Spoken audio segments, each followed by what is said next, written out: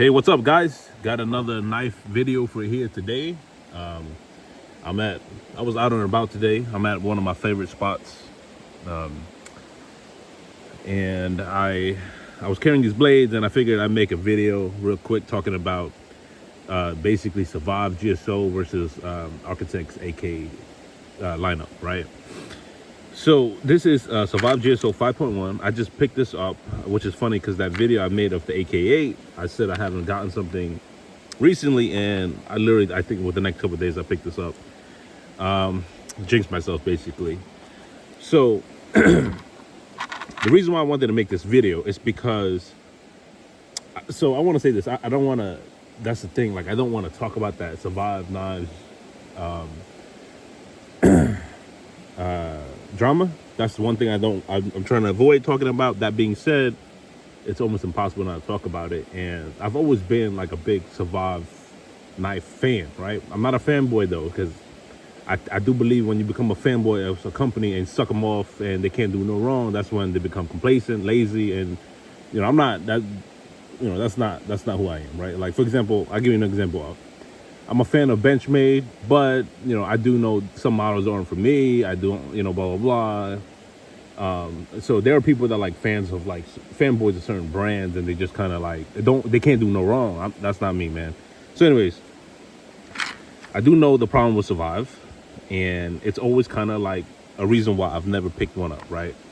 I've had a few opportunities to pick some of them up, and I just passed on it. For example, like I know they have some factory seconds. Sometimes they have some in stock, but if you don't know the drama behind Survive, do your own research, man. Like, I've always been nervous to give them money just because what do you call it? You might not get it back. I don't know. It's a possible. The wait time and it's crazy, but on top of that, the thing behind it is that kind of like, if you, all right, we're just gonna dive deep into it, right? Like, if you buy a Survive knife, you don't know when you're gonna get it. You could get it tomorrow, you get it in 2 weeks, whatnot, and even the factory seconds, I don't know. I can't really speak about that because I haven't bought anything directly from them. But I've always wanted a 10 or a 12, and I don't know, man. I don't want to lose $500, or have $500 like hold up or whatever, right? If it's like something like $200 or whatnot, like, I don't know. So you got to make your own decision. But anyway, so going back to comparison, these two, I've always wanted to Survive GSO, but I never really pulled the trigger on it, and which is a huge reason why I actually ended up getting the AK8, right? Shit, should have probably took that out before I started the video. So the Architect Knives AK8 is probably a big reason why I ended up. Survive Knives is the reason why I picked up the Architect Knives, right? Damn, this motherfucker don't want to stay still. Alright, this is pissing me off.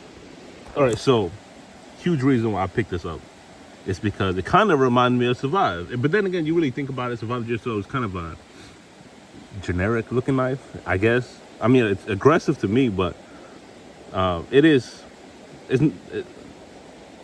to me, it's kind of also generic. So I'm not saying Architect copied Survive, but there's a lot of similarities. Let's just take a look at the. Oh fuck, it's getting fucked up too. Okay. Let's just do a quick comparison. So the Survive GSO, I know this is a smaller one. This is the 5.1. You can't really do a direct comparison to the AK8 because the AK is a bigger knife. That being said, the AK6 is probably a good direct comparison, only like 0.3 inches apart. But let's kind of talk about fit and finish and all that stuff, right? So let's talk about sheath real quick. I would say, so the Architect Knives sheath, to be honest with you guys, it's less rattle. That being said, I do believe that the Survive sheath is better. It feels better when you pop it out. It's a more positive click, and it flies out when you use a thumb wrap. So it's really up to you what you prefer. Like, this is really doesn't rattle. This rattles just a tiny bit. So they're pretty much identical. besides from that, this just feels a little bit better. It's like more rounded out. This just has more sharp corners. So if you're talking about in terms of handle, whatnot, it's the same shit really. You have the choices if you want to with the AKA Architect knives. You can get by Carter, G10, pretty much the same shit will survive. Obviously with the Architect knives being newer, it's more readily available. I mean, it depends though. Like some still aren't available. Like for example, the AKA, I think the only steel you can get right now is 1095. They do runs on S35, Magna Cut, 3V. So, but then again, you could argue that Survive is really it's hard as hell to get, right? So, fucking great, this stupid ass bug. But anyways, let's talk about the finish of the knife. I do prefer the Architect knives finish. This is more like a peen finish. This is a very tumbled, shiny finish. I call it stonewash. Some people, I don't know. But my point of making this video is that if you are you're like me, right? You wanted a Survive knife and you're on the fence of getting on your money. I think Architect knives is a great alternative, man. Like, that being said, it's not a good alternative if you want the 10 or the 12, because that's exactly what I wanted. But I don't know. I'm just kind of real nervous ever ordering one of those. So, yeah, I think that if you ever wanted a Survive knife, I believe Architect knives is a great alternative. The only thing I like I would say I like the Survive over Architect knives is that the hardware. These hardware are hex. I hate hex. It's also coated. I don't like coated, so that's why I kind of I sand that shit off. And with the GSO, you have these nice torques. Man, this is a nice knife, man. Like, this feels good in hand. Troy is a little bit smaller, but generally speaking, if you're on the fence, you kind of wanted one of these bad boys. You don't know what the fuck Architect knives. They're very comparable, man. They really. And honestly, if you don't really care about any of that stuff, and you just kind of want a knife, something similar like this, you don't care about, and you don't want to spend a lot of money, you can't go wrong with this bad boy, man. I'm straight up telling you guys, SE knives. I mean, obviously, if I had to pick one of these three, it wouldn't be the XE, because I don't like coated blades anymore. I don't, obviously, the whatnot. So, yep, that's all I wanted to talk about. I hope you guys have a good day. Talk to you later. Yeah, one more thing. I just wanted to add that